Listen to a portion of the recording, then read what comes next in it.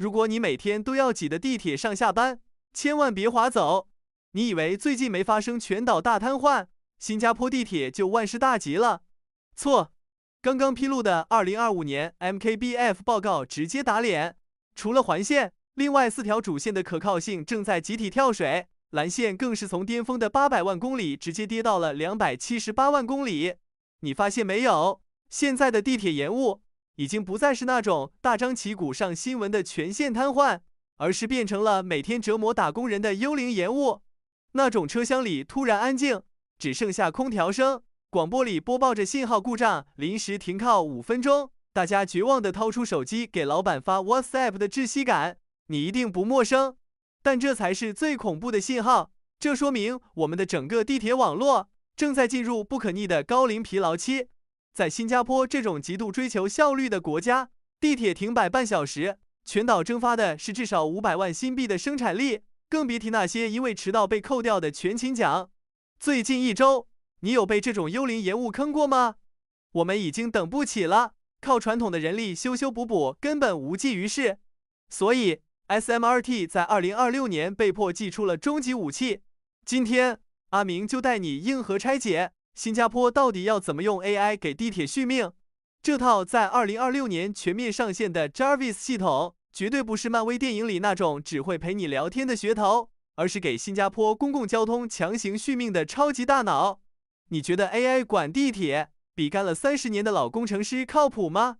要回答这个问题，我们得先看看过去几十年全球地铁是怎么做维护的。以前的逻辑无非2种，第一种叫 reactive， 也就是坏了才修，这显然不行。第二种叫 preventive， 预防性维护，不管零件好坏，只要到了规定的时间节点，全部拆下来换新的。这不仅极其浪费纳税人的钱，而且效率极低。但 Jarvis 彻底颠覆了这个玩法，它引入了 predictive， 也就是预测性维护。它是怎么做到的？核心就在于 Oracle 云计算加上边缘计算的完美配合。过去，列车、信号、轨道、电力这4大系统是互不相通的数据孤岛。现在，每一列飞驰的地铁本质上变成了一个巨大的移动传感器。一辆列车以每小时80公里的速度行驶时，每分钟会产生几个 G 的震动，温度和电流数据，如果全传到云端，网络根本受不了。所以 Jarvis 在列车端就部署了边缘计算，先在车厢底部进行初步的 AI 过滤，只把异常数据传回控制中心。想象一下这个画面，假设绿线某辆列车的轮队出现了仅仅 0.01% 的异常振动偏移，或者供电轨道的温度比平时高了 0.5 度，这种微小的变化，哪怕是干了30年的老工程师带着听诊器，拿着红外线测温仪，都根本察觉不到。但 Jarvis 不仅能瞬间捕捉，还能通过庞大的历史数据库进行比对，在故障真正发生前整整7天就发出精准预警。以前找故障点就像大海捞针，凌晨1点半地铁停运，工程师们只有短短2-3个小时的工程时间，在35度高温、极其潮湿的隧道里徒步排查，这不仅是体力活，更是碰运气。现在呢？AI 直接把 GPS 坐标和可能损坏的零件型号甩在维修团队的平板电脑上，直接带着新零件去指定坐标更换，故障处置速度直接飙升了 50%。这就是从被动挨打到主动防御的范式转移。很多朋友看到这里肯定会问，阿明，地铁用不用边缘计算，用不用 AI， 到底关我什么事？只要别让我早上迟到就行了。错。这不仅关乎你的全勤奖，更死死捏着你口袋里的钱包。如果我现在问你，为了保证地铁全年零延误，代价是每趟车费涨2毛钱，你愿意吗？大部分人肯定不愿意。这就是 Jarvis 背后最深层的经济账。你以为 SMRT 花几千万搞 AI 只是为了向世界炫技？它的本质是极其残酷的用算力代替劳动力。大家回想一下每年的 PTC，也就是公共交通理事会的车资审查，为什么这几年总是在起价？我们来看看 PTC 的车资调整公式，里面有几个致命的变量：核心通胀率、能源价格指数，还有工资指数。新加坡的人力成本和维护成本这几年已经涨到了天花板。地铁网络越来越老，如果继续坚持用纯人力去地毯式巡检全岛几百公里的轨道， SMRT 就必须多雇佣至少30%的夜班工程师。在新加坡，大半夜下隧道的熟练技术工种，那个人工费绝对是天价。这笔天价账单最后谁来买单？还不是每天早上刷 EZ-Link 啊，用 Simply Go 进站的你和我。但是 Jarvis 的出现直接打破了这个死局，他把故障诊断的准确率拉到了90%以上，砍掉了海量的盲目排查人工费。更关键的是，它极大延长了重资产的生命周期。以前为了安全，一个造价昂贵的齿轮箱可能用到80%的寿命就被强制报废了。现在有了 AI 的24小时精准监控，每一个零部件都能被安全的用到极限寿命的99%才被替换。这省下来的可都是白花花的真金白银。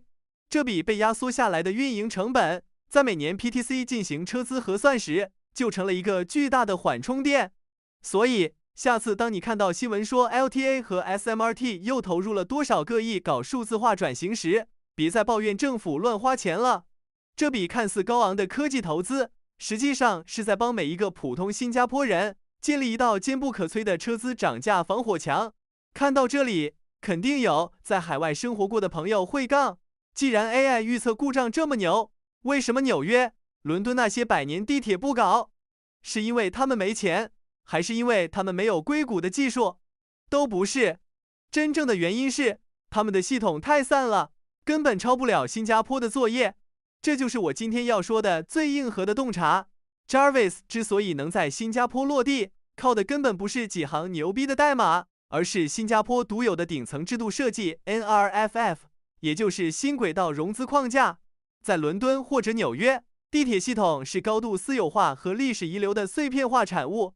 1号线的车厢是 A 公司几十年前买的，2号线的信号系统是 B 公司外包的，轨道维护可能又归 C 工会管。大家各怀鬼胎，每一家公司都有自己的利益算盘和数据壁垒，数据全被死死锁在各自的孤岛里，格式千奇百怪，连最基本的统一接口都没有。AI 连门都进不去，怎么做全局预测？但在新加坡，我们拥有一个全球极其罕见的强耦合系统。在 NRFF 框架下，政府也就是 LTA 直接出资买下了所有的重资产，包括列车、轨道、信号系统，而 SMRT 只负责轻资产的日常运营。这意味着什么？这意味着 LTA 作为唯一的金主爸爸，拥有绝对的统治力和话语权。他们在向阿尔斯通、川崎重工这些国际巨头采购新列车的时候，可以直接把极其严苛的统一传感器标准、数据回传协议白纸黑字写进采购合同里。你想卖车给新加坡，可以，必须开放底层数据接口，必须全面接入 Jarvis 系统。没有任何一家私营企业敢跟 LTA 叫板。所以 Jarvis 的推行本质上是一次自上而下的国家级数字化转型。这不是单纯的技术碾压，这是体制壁垒带来的降维打击。当纽约地铁还在为谁该出钱修漏水的屋顶而扯皮时，新加坡已经用顶层制度为 AI 铺平了所有的数据高速公路。如果你觉得现在的5-6条地铁线已经够复杂了，那请你看看这张2030年的新加坡全岛网络规划图。随着跨岛线，也就是 CRL 以及玉廊区域线 JRL 的疯狂推进，新加坡的地下正在变成一个极其庞大的超级迷宫。你觉得跨岛线通车后，换乘会更方便，还是更容易迷路？其实，比迷路更可怕的是系统性崩溃。这里有一个残酷的数学拓扑学规律：系统复杂性的增长绝对不是线性的，而是指数级的。以前红线坏了，大不了大家走远一点去挤绿线，影响范围是可控的。但是未来，当几十个超级换乘枢纽把所有线路死死绑在一起，形成一个巨大的网状结构时，情况就完全不同了。假设未来在玉廊东或者红帽桥这样的超级枢纽，发生了一个看似不起眼的信号短路，因为列车发车密度极高，这个小故障可能会在短短15分钟内，像多米诺骨牌一样引发连锁拥堵，直接拖垮整个东海岸甚至东北部的交通体系。面对这种天文数字般的动态变量，人类的脑容量和反应速度已经彻底失效了。哪怕你雇佣1万个顶尖工程师，天天坐在控制中心死死盯着屏幕，也防不住那1/1000的连锁反应。当整个系统的容错率逼近于0的时候，人脑是靠不住的，只有不知疲倦、算力深不见底的 AI 能掌控全局。所以 Jarvis 根本不是什么为了拿国际大奖锦上添花的政绩工程，它是新加坡在逼近城市人口和基建密度极限时，为了保住全球第一公共交通这块金字招牌，必须强行焊死在系统底层的硬性防护罩。没有这个 AI 大脑，未来的跨导线一旦接入，整个网络随时可能面临灾难性的瘫痪。不过，在全网都在吹捧 Jarvis 有多神勇的时候，作为长期拆解新加坡政策和基建逻辑的频道，我必须在这里泼一盆冷水。系统越精密，人类自身的容错率就越低。当我们把全岛几百万人的通勤命脉，甚至整个城市的运转节奏全部交给算法时，过度依赖也会带来可怕的盲点。如果有一天 AI 出现了严重的逻辑误判，或者系统遭遇了史无前例的黑天鹅网络攻击，我们那些已经习惯了看着平板电脑指令干活的维修团队，还保留着手动接管这个庞然大物的能力和直觉吗？大家总在问，新加坡这么小，凭什么能在世界上一直赢？看完 Jarvis 的底层逻辑，你就懂了。我们不是运气好，而是我们对不确定性有着深深的焦虑和恐惧。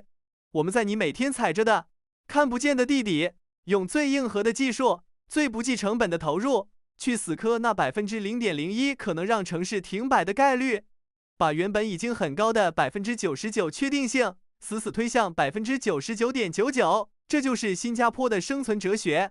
你觉得把城市的命脉交给 AI 是让我们更安全了，还是更危险了？欢迎在评论区告诉我你的答案，我们一起探讨。如果你觉得这期视频让你看到了新闻通稿之外的深度，请务必点赞、订阅我的频道。我是阿明，我们下期硬核拆解再见。